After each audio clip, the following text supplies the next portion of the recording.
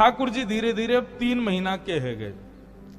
जैसे 3 महीना के भये तो महाराज ठाकुर जी ने पहली बार करवट बदली, और जैसे ही करवट बदली तो करवट उत्सव मनाया गया। पूरे ब्रजमंडल में नगाड़े बजने लगे। ब्रजवासी बोले, अरे भैया कहाँ भयो? बोले, आज नंद जी के लाला ने करवट बदली है। बोले, ओ हो, जय हो, बधाई हो। ऐसे लाला करवट रोज ही बदलो करे। करवट उत्सव मनाया गया। सब ब्रजवासी नंद भवन जा रहे हैं बधाइयां ले ले करके। यशोदा मैया ने विचार कियो, लाला को सोवे को समय है गयो। सब ब्रजवासी आया करके, कोई लाला को हाथ पकड़े, कोई गाल पकड़े। सो यशोदा मैया ने ठाकुर जी को एक बैलगाड़ी के नीचे कपड़ा बांध के वहां में सुवाए दियो। मैया जैसी दूर गई तो सक्टासुर नाम का दैत्य आया। सक्टासुर नाम का दैत्य जैसे ही आया तो भगवान ने देखा एकांत है, कोई है तो है नहीं। तुरंत ठाकुर जी ने अपना बाम चरण उठाया, लंबा किया और सकट में जैसे ही मारा, जो सकट कहते हैं बैलगाड़ी को, सकट पलट गई और सक्टासुर का वध हो गया। जोर की आवाज हुई तो सब ब्रजवासी दौड़े, देखा कि बैलगाड़ी उल्टी पड़ी है, सारे उस पे मटके फूटे पड़े हैं और मटकों से निकले घी दूध दही के बीच में नन्हे से मदन गोपाल बैठे बैठे करवट ले रहे हैं। यशोदा मैया ने आकर के गोद में उठाया, बोले, इतनी बड़ी बैलगाड़ी कैसे गिर गई? इतने में एक छोटा सा लाला, एक छोटा सा बालक आया और आके बोलो, मैया मैं बताऊं कैसे गिरी? बोले, हाँ बता। बोले, मैया ये तेरो नेक्सो सो लाला है ना, जाने अपनो पाम ऐसे उठायो और लंबो कियो, इतनो लंबो कियो, इतनो लंबो कियो, ऐसे करके, यानी जैसे ही बैलगाड़ी में मारी सोई बैलगाड़ी पलट गई। मैया मैंने अपनी आंखन से देखो। यशोदा मैया बोली, यहां पे आइयो। जैसी पास गयो, मैया ने एक दियो वा के गाल पे। झूठ बोले, तेरी मैया की उम्र क्यों मुंह मजाक करे हैं? नेक्सो सो कोमल सो मेरो लाला, अपनो पाम लंबो करके बैलगाड़ी उड़ा देगो। बालक बोलो, मैया मारे मत, तेरी सौगंध खा के कह रहा हूं, तेरे लाला नहीं बैलगाड़ी पलटी है। मैया बोली, फिरते आ मेरे पास। झूठ बोले, मेरी सौगंध और खावे। सुखदेव जी कथा कहते कहते जोर से हंसने लगे, नेत्रों से प्रेमाश्रु गिरने लगे। बोले, परीक्षित, अप्रेमयम बलम तस्य वाल कस्य न ते विदु। बालक सच बोल रहा है, लेकिन यशोदा मैया का प्रेम स्वीकार नहीं कर रहा है। प्रेम का एक सूत्र दे दिया कि प्रेम में प्रेमी के अद्भुतताएं स्वीकार नहीं होती। प्रेमी चाहे कितना भी अद्भुत हो जाए, लेकिन दूसरा प्रेमी सदा उसको सहज भाव में ही स्वीकार करता, उसको उसके अद्भुतताओं पर कभी नहीं रीझता। बेटा डीएम बन जाए, एसडीएम बन जाए, नेता बन जाए, लेकिन जब घर आता है ना, माँ का तब भी मन होता है कि ये मेरो लाला है, मेरो बालक है, मैंने इसको चलना सिखाया, बोलना सिखाया। अब हम हैं, पूज्य महाराज जी हैं, हम लोग अब कहीं भी जाते हैं तो निश्चित है सब लोग प्रणाम करते हैं, वंदन करते हैं, पर इन सबसे परे जब अपनी माँ के पास जाते हैं, हमारे साथ तो होता है, आज भी महाराज जी के संग भी होता ही होगा, माँ का भाव तो ये रहता है कि मेरे पास बैठ जा, आजा, थोड़ी देर आराम कर ले। हम 1.5 2 महीने बाद कथा करके जाते हैं तो मैया के बहुत बन गए हो महाराज, चल अब बैठ जा, नेक देर मेरे पास बैठ, मेरे हाथ से भोजन कर ले, चल आजा। माँ कभी आपको आपके श्रेष्ठ रूप में स्वीकार नहीं करती। ये प्रेम का स्वरूप है बंधुओं। प्रेमी सदैव आपके स्वभाव पर रीझता है, आपके प्रभाव पर नहीं।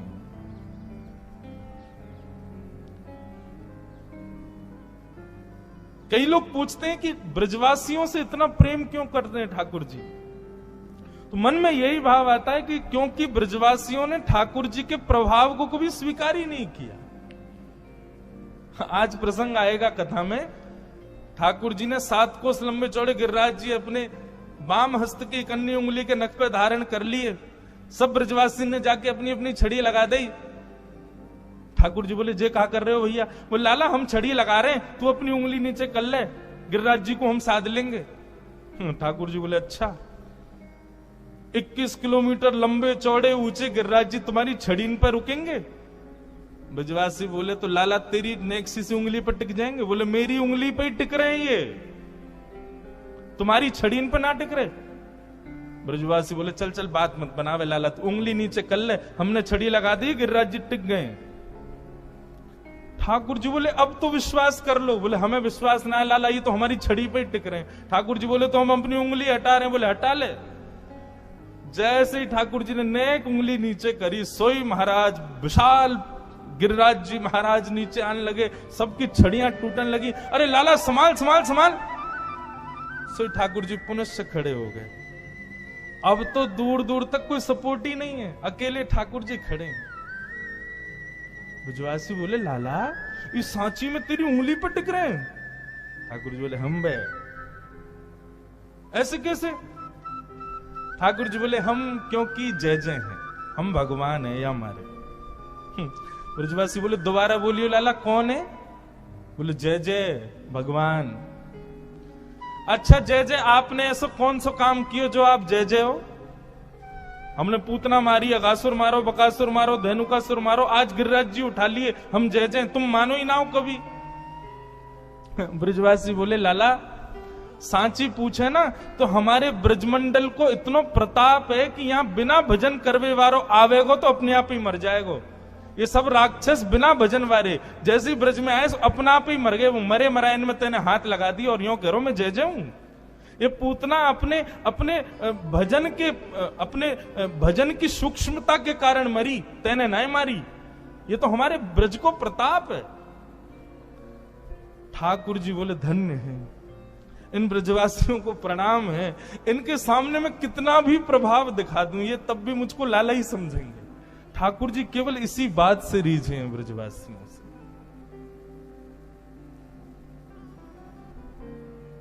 प्रेम में प्रभुत्व नहीं होता, प्रेम में प्रभाव नहीं होता, प्रेम में विशेष आपके आकर्षण के केंद्र बिंदु नहीं होते। प्रेम में तो आप जैसे हो वैसे स्वीकार हो, और वो ब्रजवासियों ने दिया है ठाकुर जी को।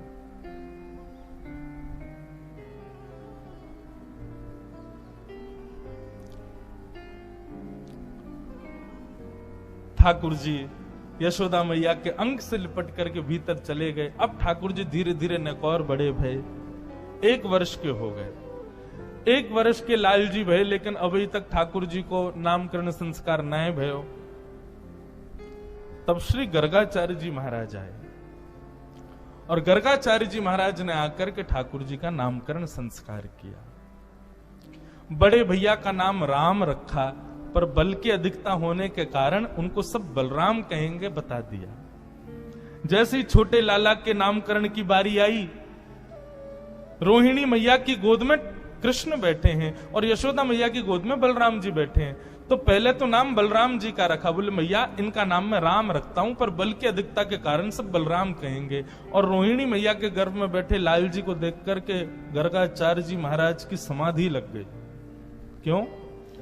आंखों के भाव, मस्तिष्क की रेखा पढ़ के गर्गाचार्य जी तो समझ गए तो पर ब्रह्म परिपूर्ण नारायण ही बैठे हैं। गर्गाचार्य जी महाराज कहने ही वाले तो बोले मैया ये साक्षात, ठाकुर जी गोद में बैठे बैठे इशारा करने लगे। बोले नहीं कुछ नहीं बताना मैया को। इतने में ही बदल गए और बोले नारायण समो गुणई। मैया आपकी जो गोद में बालक बैठो है ना, ये साक्षात नारायण है। ऐसा नहीं कहा, वो बोले ये साक्षात नारायण के समान गुण वाला एक बालक है। यदि अपने जीवन में कभी कोई श्रेष्ठ काम करे ना तो आप आश्चर्य मत करना, इसमें नारायण जैसे गुण हैं। ठाकुर जी मुस्कुराने लगे, बोले हाँ ये ठीक है। क्यों क्यों चाह रहे हैं ठाकुर? देखो मानव के स्वभाव में देखना और ठाकुर जी के स्वभाव कितना अंतर। मानव कैसा है, कहीं भी जाता है तो ये चाहता है कि सबको पता चले मैंने क्या किया, मैं कौन, मैं कैसा, मैं कहां से। लेकिन ठाकुर जी छुपा रहे हैं। ठाकुर जी गर्गाचार्य जी को मना कर रहे हैं, बोलना नहीं कि मैं भगवान हूं। क्यों? क्योंकि जैसे ही मेरा प्रभुत्व पता चलेगा तो प्रेम कम हो जाएगा। सोचो, विचार करो आप सब लोग, हम जिस भाव में प्रेम स्थापित करते हैं हम प्रभाव पर ही रीझ के करते हैं। ठाकुर जी नहीं है ऐसे। आहा, भगवान का नामकरण जैसे ही हुआ तब गर्गाचार्य जी महाराज बोले मैया आसन वर्णास्त्रयो ह्यास्य गुह्यतानुयुगं तनु शुक्ले रक्तस्तथा पीत इदानीं कृष्णतां गत। मैया आपकी गोद में जो ये बालक बैठा है, कभी रक्त वर्ण का हुआ, कभी श्वेत वर्ण का हुआ, कभी पीत वर्ण का हुआ, इस बार ये कृष्ण वर्ण का है, इसलिए मैं इसका नाम कृष्ण रखता हूं। इदानीम कृष्णताम गतः। बंधुओं, मेरा ऐसा एनालाइज है कि कृष्ण शब्द का उच्चारण अधिकतर लोग अशुद्ध करते हैं। लोग या तो किशन बोलते हैं या कृष्ण बोलते हैं, मतलब जो भी बोलते हैं। थोड़ा मैंने जब सुनता हूं लोगों के, हमारा स्वभाव, हम सबसे जय श्री कृष्ण ही बोलते हैं। अब जब परिवर्तन में जय श्री कृष्ण मिलता है तो पता चल जाती है कृष्ण शब्द शुद्ध नहीं बोला है। कृष्ण, छोटे बालक, अत्यंत वृद्ध या फिर अत्यंत दुर्गुण विकार युक्त व्यक्ति, 3 प्रकार के लोग कृष्ण शब्द का शुद्ध उच्चारण नहीं कर पाते। कोई अपराध नहीं है अगर आप कृष्ण गलत भी बोलोगे, भाव में तो श्री कृष्ण ही है ना, शुद्ध ही माना जाएगा, परंतु फिर भी उच्चारण भी शुद्ध होना चाहिए। कृष्ण ठाकुर जी का नाम रखा गया। अनेक नाम होंगे मैया आपके लाला के, जैसे गुण जैसे कर्म उतने नाम होंगे, पर फिर भी एक नाम मैं इसका रखता हूं, वो है श्री कृष्ण। ठाकुर जी का नाम कृष्ण रखा। कृष्ण शब्द का अर्थ क्या है बंधुओं? केवल शब्दार्थ पूछो तो सांवले को कृष्ण कहते हैं, या फिर कृष्ण रंग भी उसका वर्णन नहीं किया जा सकता। सृष्टि के जितने रंग हैं सबको एक कर दिया जाए तो कृष्ण रंग होगा। पर कृष्ण शब्द का यदि संधि विच्छेद करो और तब अर्थ लगाओगे तो कृषि, यानी कि पृथ्वी पर राज करने वाला कृषि, और न यानी कि निवृत्त हो जाता है। मतलब पृथ्वी पर रहने वाला जिस नाम को गाने से इस पृथ्वी से निवृत्त हो जाता है, वो है श्री कृष्ण। बोलो बाल कृष्ण लाल की। भगवान का नाम कृष्ण रखा गया। अब तो ठाकुर जी को नामकरण है गए और नेक और बड़े है गए, और जैसे ही बड़े भय महाराज, अब तो ऐसो उधम मचा में, ऐसो उधम मचा में, इतनो उधम मचा में, सबरी गोकुल की नाक में दम कर रखो महाराज। जो लोग अपने बालकों की बड़ी कंप्लेन करते हैं कि महाराज जी हमारे बच्चे बड़े शैतान, सुनो एक बार ने ठाकुर जी की ओर तो देखो, कितने उद्यमी। सुखदेव जी महाराज केवल एक पंक्ति में कह देते हैं, श्रृंग्यग्निड्यम शशि जलद्विजकंटकेभ्य। ठाकुर जी के ऊधमों का वर्णन, कैसे कैसे ऊधम मचाते हैं। गौशाला में 9 लाख गायें हैं नंद बाबा के यहां, और 9 लाख गायों का कितना दूध, कितना घी, कितना मक्खन होता होगा, विचार करो। पूरा गोकुल भी यदि पान कर ले तो उसके बाद भी बचता तो होगा, तो बचे हुए घी का क्या करते हैं नंद बाबा? तो अपने 9 लाख गैयाओं के खुर और उनके सींगों में जाकर के उसका बढ़िया लेप लगाते हैं। आज ठाकुर जी और बलदाऊ बाबा दोनों पहुंच गए और गौशाला में बैठी हुई गैया को एक सींग पकड़ो ठाकुर जी ने, दूसरा सींग पकड़ो बलराम जी ने, नेक से हैं, बैठी है गैया। अब दोनों वाकू हिलाने लगे।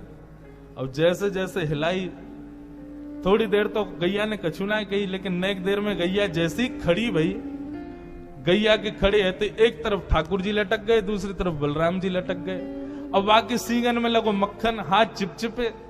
अब वो हाथ छूटे, मैया बचाइयो, मैया देख तेरी गैया मोकू मार रही है। तो तला के ठाकुर जी बोले, अच्छा गैया भी तो जानती है ना कि श्याम सुंदर है, तो गैया भी लेके जावे जहां पे गोबर को ढेर, गोबर के पहाड़ हैं, वहीं लेके जावे। बोले आओ बड़ो आनंद करो, सुबह सुबह मेरे सींगन पे चढ़ जाओ, चलो ठाकुर जी आपको आनंद कराऊं। और गोबर के ढेर के पास जैसे ही गैया पहुंचा, इतने में ठाकुर जी के हाथ चीखने हैं कि छूट जाएं और ठाकुर जी गले गले तक गोबर में जाके धस जाएं। यशोदा मैया आवे सो यहां तक ठाकुर जी गोबर में धसे हुए केवल मुख दिख रहा है। मैया निकारे लाला कितनों सजाओ, कितनों सुंदर बनाओ, घूम फिर गया गोबर में ही आके खेले। मुझको तो ऐसा लगे तू कहीं पूर्व जन्म को सूकर तो ना है। ठाकुर जी मंद मंद मुस्का के बोले, मैया भगवान के 24 अवतारन में जो बराह अवतार हो ना वो मैं ही हो। मैया बोली, हम बे तू ही तो हो, मौत होवा आवे ना भगवान बने हमारी जान को। ठाकुर जी बीच बीच में सत्य भी बोल जाते हैं, लेकिन यशोदा मैया स्वीकार नहीं करते।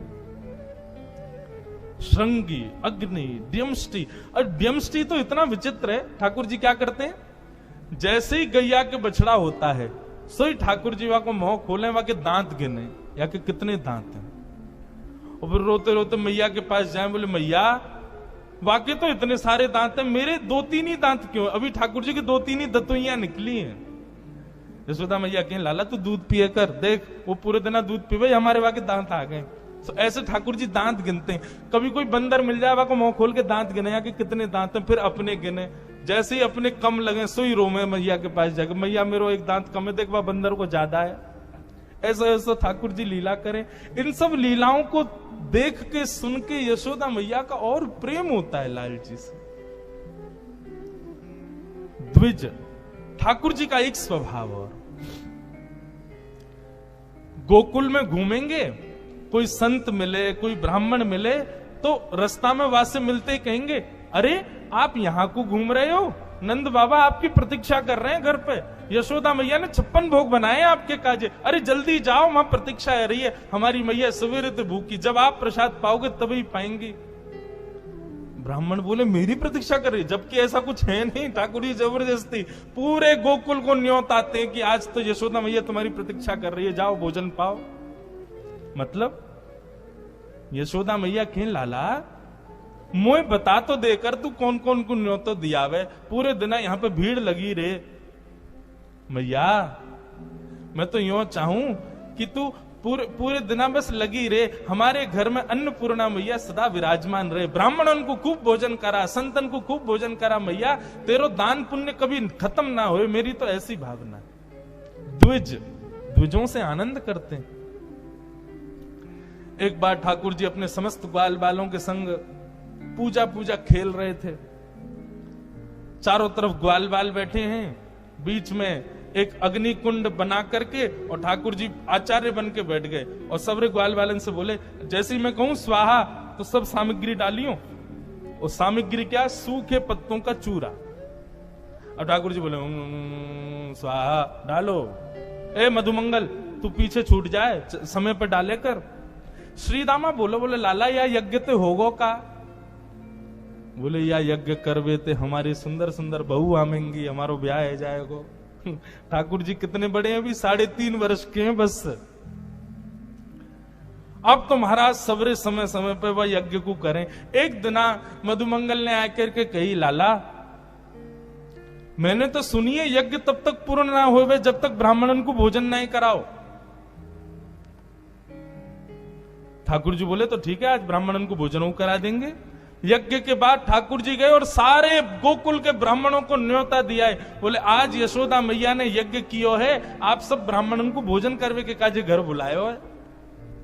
अच्छा, ठाकुर जी को पता तो था कि रसोई चलती रहे नंद भवन में, लेकिन इतने ब्राह्मणन की व्यवस्था थोड़ी थी।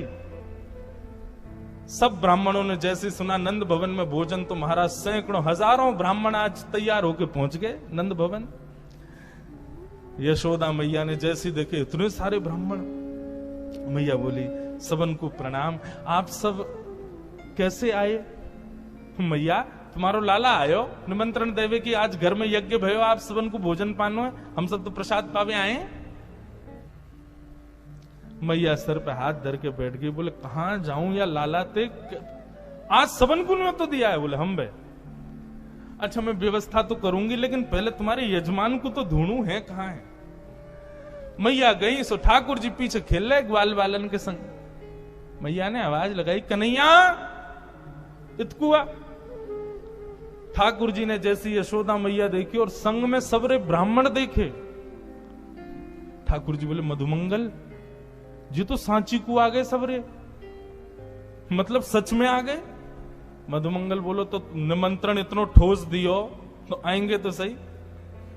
बोले अब तो मैया मारेगी, लेकिन मैं अकेलो ना पिटूंगा, तू चल मेरे संग, तू भी पिटेगो, ते नहीं तो ये सलाह दई कि ब्राह्मण को भोजन करानो है।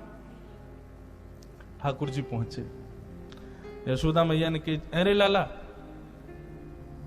ये सब ब्राह्मण आ गए हैं, सबन ने यो कही, तेने इनको जाके न्योतो दियो, यो कही कि हमारे घर पे यज्ञ भयो, भोजन करवे आइयो, मोते बिना पूछे तेने इन सबन को न्योतो कैसे दियो? अरे एक आ जाए, दो आ जाए, ठीक है, इतनी व्यवस्था तो है, अबे हजारों ब्राह्मणन को मैं कैसे भोजन कराऊं? ठाकुर जी बोले मैया तेरी सौगंध खा के करो, मुझको तो जो ना पता इनको घर कौन सी गली में मैं ना जानू, इनको ये अपने आप ही आ गए। ब्राह्मण देवता बोले मैया हम सांची बोल रहे हैं, वेदन की सौगंध, तुम्हारे लाला ने न्योतो दियो हमको। मैया ने पूछी लाला अब तू बता कहा करूं? तो ठाकुर जी बड़ी सहज अटपट्टी वाणी बोल के कहते हैं, बोले मैया देख हम पूजा पूजा खेल खेल रहे, वहां में मंत्र भी नहीं बोले गए, ब्राह्मण भी नहीं बुलाए गए, फिर भी हमारा यज्ञ है गयो, क्योंकि खेल खेल को यज्ञ हो ना मैया। अब खेल खेल को यज्ञ तो खेल खेल की प्रसादी। ये सब भी हाथ में दोना लेके कहते हाँ भाई मोहन तार बहुत बढ़िया बनी है, अब देखो जलेबी तो बहुत ही स्वाद है, पूड़ी इनको स्वाद तो कहा कहूं, अरे आलू की सब्जी कितनी बढ़िया, खाली पत्तल लेके ये भी वहां में भाव ही रख लें, जैसे भाव से हमारी पूजा वही वैसे भाव से इनको भोजन।